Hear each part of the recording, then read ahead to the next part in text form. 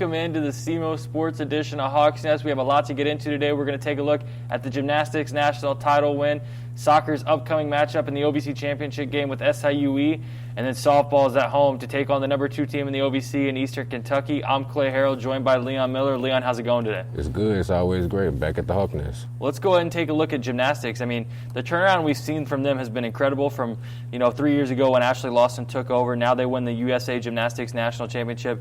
Just how incredible has that been, Leon? Yeah, so you look at the journey. So 3 years ago, they didn't win any competitions. Lawson's first season as the coach. And now you fast forward to now, and they're the national champions. So it's just like, it's a complete 360 turnaround. And even this season, like, the gymnastic team was very middle of the pack for most of the season. They won and they lost. It came and went. But when it came down to perform and time to perform, they executed. Anna, she's been performing all season. She's not new to the Player of the Week, but she did excellent during the championship. She won the beam, the gold medal for the team, and I just think Southeast has bright days going forward with this gymnastics team. Yeah, Anna Kazisko wins the national title on beam, like you mentioned. But yeah, the team as a whole was like 11-10 all season. So obviously, anytime you're above 500, you're happy with that. But just to see them come out then and win the national title, not only win it, but to win it on your home floor, so to speak, at the Show Me Center, I think that makes it even more incredible. Absolutely. I think a lot of teams were surprised and maybe didn't prepare as well as they should have for Southeast, but they came in and they showed out excellent. Hey, let's go ahead and move on to another team competing for a championship on Saturday, 1 p.m. in Murray, Kentucky. The SEMO soccer team taking on SIUE, who ended their tournament host when SEMO hosted a tournament in 2019. It's a little bit of a rematch here. These teams dueling in this championship game. What's your prediction? It's the rematch. It's the revenge game. I'm going to tell you right now. So my prediction is based off of this. We beat Murray State. Murray State was number 1. The team we're going against right now is number 2. Quick math, mental math, 1 is better than 2. I think we're going to take the win, honestly. Soccer has been great all year defensively. They haven't allowed many goals scored. I think they're going to continue that press during this game. I think they're going to hold the team to at least probably 1 or 2 points, and I think they're going to outperform. So you look at Bailey Redden in goal. The last time these two teams met was here at Houck Field 2 or 3 weeks back. SEMO jumps out to a 3-0 lead, and then SIUE comes back with 3 on answer of their own, and they tie 3-3. So you mentioned the revenge game from 2019. There might be some revenge game going on here from one of these sides just because they tied 3-3. Do you have a score prediction for this game? I'll go 2-1 Southeast. We take it in an easy, hard-fought defensive goal battle. All right, I'll take 3-2 SEMO. I think these are two teams that are going to score a lot of goals. Bailey Redden doesn't give up a lot of goals, but this SIUE offense is pretty good, near the top of the OVC in goals per game. So I'll take him to get 2 goals past Redden. Going to be something she couldn't do about it. Yeah. But SEMO's going to end up taking home the OVC Championship, kind of riding the ship from where they were 2 years ago. And I think that'll be, the big thing to watch this weekend. Absolutely. We're looking at a lot of goals for these women. I'm telling you, it's coming. Hey, the last thing here, we're going to kick it over to Ashley Ellis before we give our prediction. She is with some members of the SEMO softball team. Ashley, take it away. I'm Ashley, and I'm here with starting center fielder Rachel Anderson. Rachel, how do you feel about the team's camaraderie and how it has evolved from the beginning of the season? Especially since we played a lot of big SEC teams, I think just coming together, and yes, we didn't win every single game technically in preseason, but just coming into OVC, still playing our game, still playing to our potential, I think it's just been amazing to see the tables turn.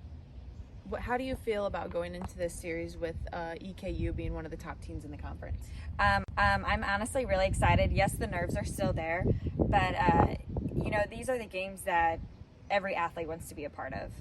The good competition, there's going to be good pitching, good defense.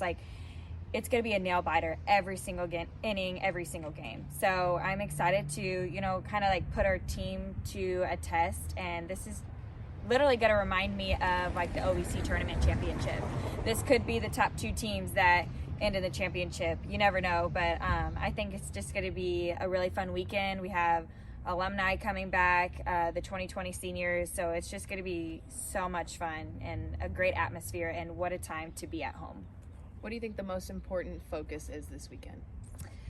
Ooh. Or should be this weekend? I think our focus, just on the field, should be just softball. I don't know, just being able to put all of our effort onto the field, leaving nothing behind, leaving no regrets, and just having fun and playing our game. Well, there you have it. That's the Inside Scoop with SEMO Softball. I'm Ashley Ellis. Back to you, Clay. Thank you, Ashley, and good luck this weekend. Leon, they're taking on, well, SEMO, let's first get to the important part. They're still number 1 in the OVC. You know, what's new? They're taking on number 2 Eastern Kentucky this weekend here in Cape. Big series. Yeah. I mean, SEMO's been playing some pretty good softball as of late, and we've always been coming on here predicting a sweep, and we're always just like, we're always taking 2 of 3, which there's absolutely nothing wrong with that. So this week, we're going to try a little bit of reverse psychology. Is it just another series win coming up for the Redhawks? It's another series win coming up for the Redhawks, but I tell you what, EKU is in an easy number 2. They're actually like a solid, legit number 2, and they're a really good softball team. I think we'll take the series. I think we overpower in the hitting area more than we excel in just hitting.